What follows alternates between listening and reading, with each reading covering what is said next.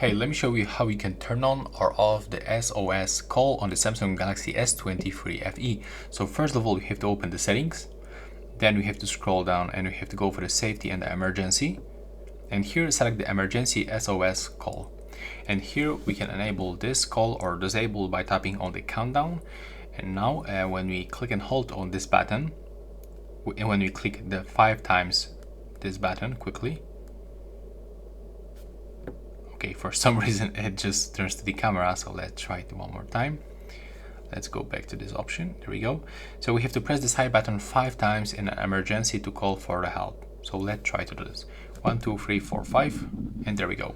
And to cancel, click right here. Also, there's this emergency sound, so we can turn it off by tapping right here. And you can also change the emergency number to call. And yeah, that's all for this video. Remember to subscribe to my channel, and bye bye.